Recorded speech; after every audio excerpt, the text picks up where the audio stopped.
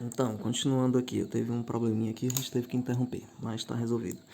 Então, a fase de crescimento, a gente observa que ele vem aumentando muito os folículos, vem aumentando muito de tamanho, né? No finalzinho aqui nós já temos o ovócito, tá? O ovócito, uma massa bem grande de células internas, né? Todas aquelas células que a gente chamava de células da granulosa, que tinha nos folículos dos primórdios, que era só uma única camada, agora são várias camadas, tá? Internamente. E nós temos um suporte aqui para o ovócito, uma base das células aqui no pé, chamado de cúmulos oóforos, e em volta dessa célula aqui, tá? Em volta tem um grupo de células, tá? Tem um conjunto de células que formam uma estrutura chamada de corona radiata, tá? Envolvendo ele aqui tem uma estrutura chamada de corona radiata, corona radiata. A corona radiata, ela vai com o ovócito, depois que ele sai de dentro dessa estrutura e acontece a ovulação, ela vai junto acompanhando uma massinha de células em volta dele, chamada de corona radiata, tá? Então, você pode dizer, professor, mas você disse que tem 300 mil ovócitos, né? Como que vai amadurecer só um ou dois?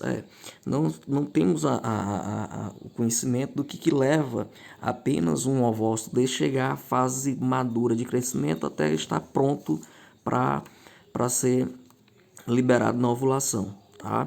Mas ele passa por todo esse processo de amadurecimento.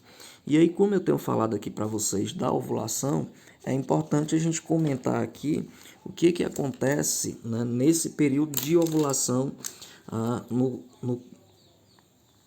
nos ovários, tá? Então, para falar sobre a ovulação, é importante a gente ter noção do seguinte: aqui nós vamos ter a liberação do ovócito. O que é a ovulação? É exatamente a liberação do ovócito maduro, tá? Liberação do ovócito maduro.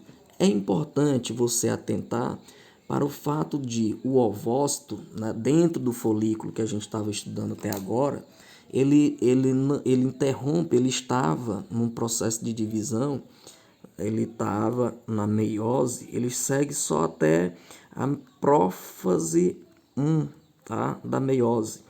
No processo de divisão celular, ele chega só até a divisão da meiose 1 na prófase 1. E ele interrompe ali.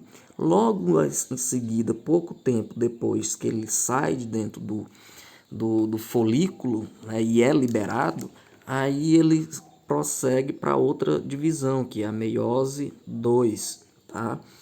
Vai até o período de metáfase da meiose 2.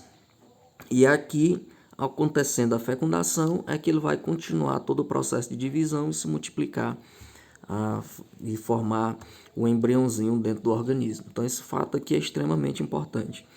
Para a gente falar de ovulação, tá? Eu vou fazer aqui um esqueminha que eu sempre utilizo, onde nós temos toda a estrutura, né, da tuba uterina e eu tenho aqui um ovário, tá? Vou colocar aqui um ováriozinho, um esquemazinho simplificado. Então, no mecanismo de ovulação, eu já disse que até tem uma protuberância aqui no ovário, tá?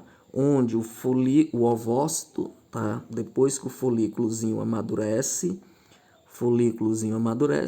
é liberado o ovócito, tá? Que vai chegar à fase de ovócito 2 no mecanismo de divisão celular de meiose.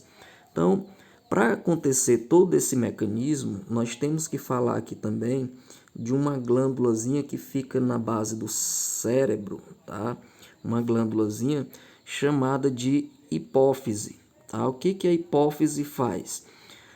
Ela participa ativamente desse mecanismo? Sim, porque ela vai produzir um hormônio chamado de FSH, hormônio folículo estimulante, que é o hormônio que estimula o crescimento do ovário. Então eu falei para vocês que o ovário, o folículo ovariano, ele tem folículos primordiais, folículos primários, folículos secundários, ou antral, porque eles têm uma cavidade aqui cheia de líquido, essa cavidade é chamada de antro, tá?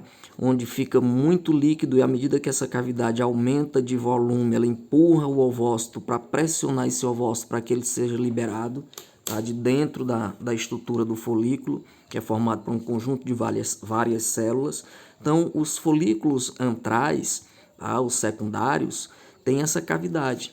Então, para acontecer toda essa fase de maturação, tem a participação do FSH. Repito, o que é o FSH? É hormônio folículo estimulante. Então, nunca esqueça desse hormônio, folículo estimulante. Faz todo o mecanismo de maturação do folículo ovariano, tá ok? Depois, na mesma hipófise, nós temos a participação de um outro hormônio, que é o chamado LH. Esse hormônio, ele é chamado de hormônio luteinizante. Então, o hormônio luteinizante, tá? Ele vai fazer o quê? Ele vai estimular o corpo lúteo. Professor, e o que é o corpo lúteo? Depois que o ovócito sai de dentro da estrutura folicular, esse folículo, junto com a cavidade interna, tá? Ele fica dentro do ovário e ele se transforma numa massa de celular, tá? Com as formas irregulares, tá? Porque tem o extravasamento do ovócito e aí ele fica com um formato modificado internamente. E isso aqui ele é chamado de corpo lúteo, tá? Corpo lúteo ou folículo de Graafi, tá? Folículo de Graafi ou corpo lúteo. O que o corpo lúteo faz? O hormônio luteinizante vai atuar exatamente aqui no corpo lúteo, tá? O hormônio luteinizante atua no corpo lúteo. Faz o que o corpo lúteo? Nesse momento é válido lembrar para vocês que na ovulação, na liberação, que normalmente acontece no 28º dia de um ciclo menstrual, e a gente vai já falar mais sobre isso, quando ocorre isso aí, a mulher ela libera, por exemplo, um hormônio chamado de vasopressina. Vasopressina. O que a vasopressina faz? Ou ADH, que é hormônio antidiurético. Ela aumenta a pressão. Então você tem um aumento de pressão corporal. O corpo da mulher ela aumenta de pressão. Esse hormônio antidiurético retém líquido. Então quando você está perto da ovulação, você pode ter até um inchaço, tá? Um aumento da pressão corporal. Você tem também uma liberação de outra enzima chamada de colagenina, tá? Ela faz o que, professor? Função cicatrizante, para cicatrizar a estrutura do ovário depois da ovulação e ele regenerar, fechar o ferimento como se nada tivesse acontecido. Então tem a colagenina. Eu só li isso uma vez na vida, nunca mais esqueci. Então você tem aqui o corpo lúteo, agora chamado folículo de Graafi, e ele vai produzir um hormônio chamado de estrógeno e vai produzir outro hormônio chamado de progesterona. O estrógeno, tá? O estrógeno, ele vai atuar no útero, tá? Vai atuar no útero, fazendo o que, professor? O estrógeno, ele vai aumentar a parede uterina, vai preparar o útero para uma gravidez. E a progesterona, professor, também atua no útero, mantendo ele preparado, né? Ele vai manter ele preparado. Então, aumenta a parede interna do útero, tá? Que é chamada de endométrio, vai ficar bem espessa, ricamente vascularizada, a pressão interna aumenta a parede do pé da barriga, toda essa estrutura é por aumento do estrógeno. Só que com o aumento da concentração desse meu estrógeno, ele vai fazer uma coisa chamada de feedback negativo, tá?